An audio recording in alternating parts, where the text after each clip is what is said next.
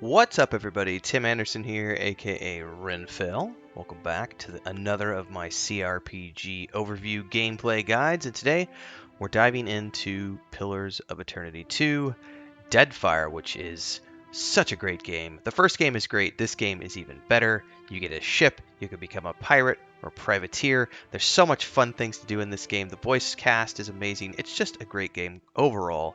And as I get going here in my latest playthrough, this time trying it on the console as opposed to the PC, I wanted to do an overview on the races and classes throughout the game, give you a couple of videos on those, and work you through my character creation process and what's going to be guiding my decisions as I play this character through the live streams that you can follow along with. So make sure to like, subscribe, and hit the bell icon so you never miss an update as I continue to play this game live, play other games. We do lots of other things here on the channel, so check out all the other CRPGs, RPGs, MMORPGs, movie and book reviews, TV shows, tabletop discussions, map making, and beyond. I do a lot of everything. Support if you can.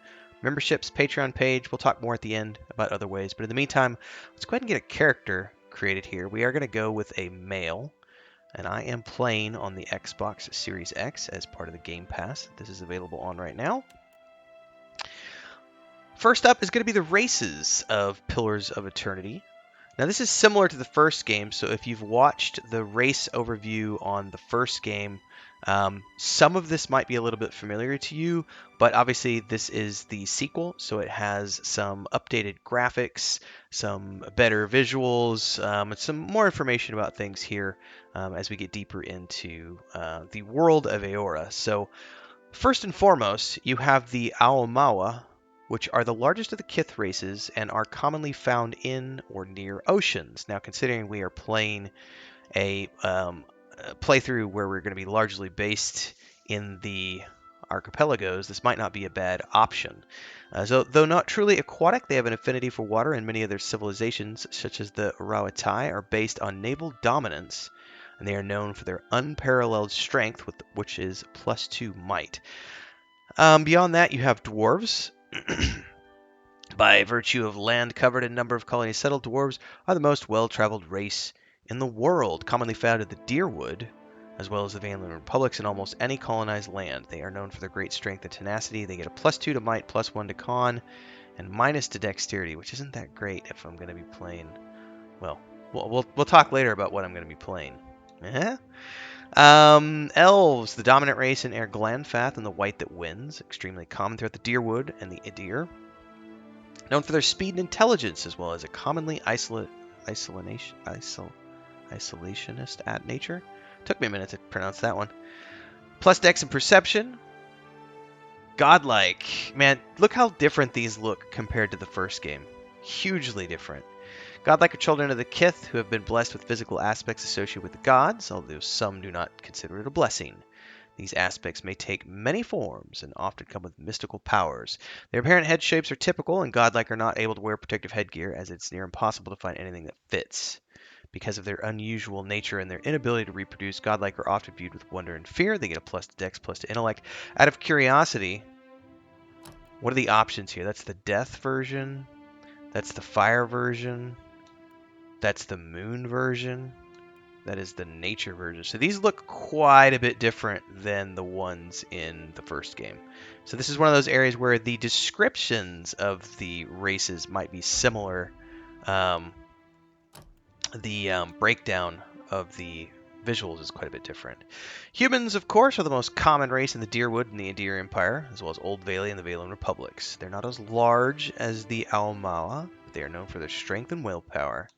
And of course, then we have the Orlan, who have a - to might, but they have +2 to perception and resolve, and they're fuzzy little two-toned freaks of nature who are awesome. Known for their mental intensity and sharp senses. A hell of a lot of fun. There's actually a pirate version, kind of a sharpshooter, gunslinger pirate guy who joins you, who's quite amazing in terms of his dialogue options and everything else. Now, I know that I want to play a rogue through on this playthrough. Now, I actually started live streaming a few episodes before I made these videos, and I was playing my elf ranger through, who I just finished a playthrough of the first game doing an elf ranger, and I decided I didn't really care for the way the game was going.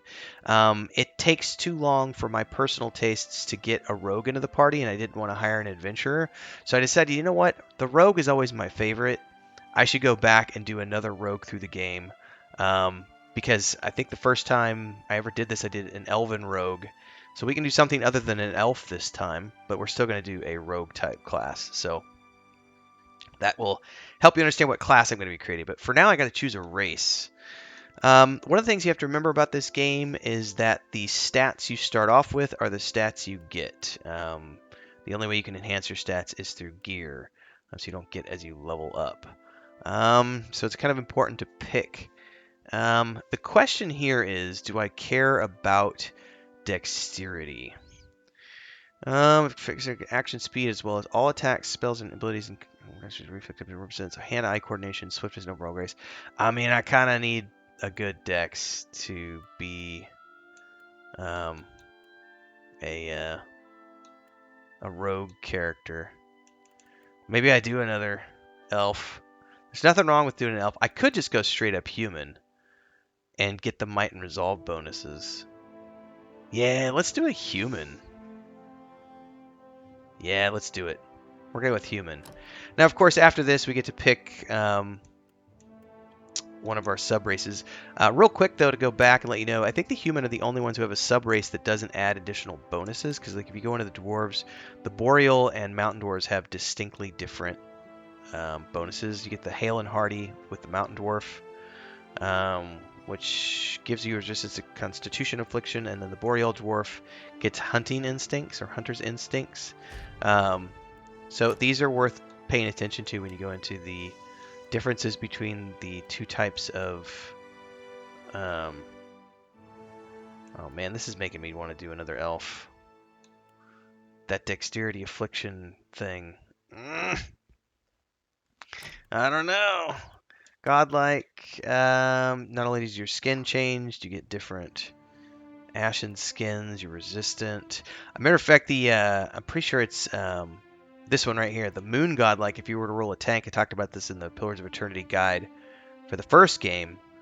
In combat, the first time a Moon Godlike is hurt, bloodied, or near death, they will automatically generate a wave of healing around them, which is a pretty awesome little way to get a heal proc for your group.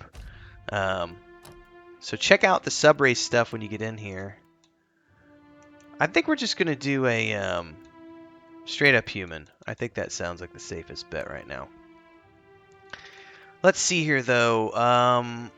Not Savannah. We might do an Ocean Folk. Ocean Folk, Calbandra, originated near the equator at the western edge of the old empires and have gradually spread south and east.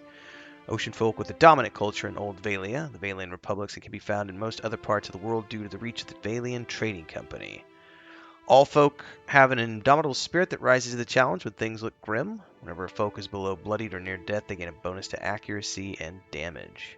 Well, we're going to pick an Ocean folk because we want to be from either Old Valia or the Valian Republic. Now, these are mostly roleplay options. If you don't know what these are, Old Valia, or Grand Valia, was a sprawling and culturally rich empire, with Valian colonies settling far north and south of your Glanfith. However, problems with the empire's enduring expansion efforts, along with a steep economic decline, led the Valian colonies to secede in 2641 AI, establishing themselves as the Valian Republics, a confederacy of allied city-states. For the next century, Grand Valia collapsed into Old Valia as more and more nobles and their retainers fled the empire, many of them immigrating to the Deadfire. Initially trying to survive as merchant ships, these immigrants eventually descended into piracy as their trade, and as their trade networks just decayed and were taken over by nascent Valian and Rawatian colonies. And the Valian republics are a mercantile power and former colony of a larger, more ancient nation known as Old Valia.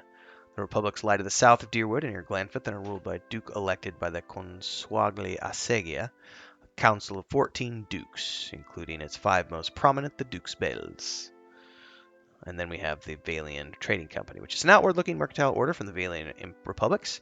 30,000 employees are tasked with delivering profit on the homeland's investment. In the Deadfire, this means refining and exporting luminous adra in enormous quantities. I like the sound of all of that. So, We're going to pick a male human from the ocean folk known as the Kelbandra. That is going to be our race. Pretty happy with that selection. Would you like to make a single class or multi-class character? Well, guess what, ladies and gentlemen? That's going to be the next video. So make sure to like, subscribe, and hit the bell icon so you never miss an update as I continue to make videos around this game and others here on my channel. I'm also live streaming Deadfire right now as of late February 2023, so hopefully you'll stick around for those and tune in a few times a week. Usually go live. Apart from that, I'm doing lots of class guides. We do reviews, tabletop, we watch TV shows, do book stuff, and all those other things. If you want to support and keep me on the air, I do stay full-time, and I've been full-time for about roughly a year now, since February 17th of 2022, a little over a year, thanks to the contribution of all of my fans. Those of you who do memberships here on YouTube with the 3 different tiers, super chats and super stickers on live streams and premieres, the super thanks on uploads, thank you so much for your support here on the channel. For those of you who are over at the Patreon page, supporting myself, my wife, and my brother with our tabletop components, thanks so much for that as well. Contribute as you can, lots of different ways, and hopefully I'll see everybody in the next video. Until then, stay safe and happy gaming.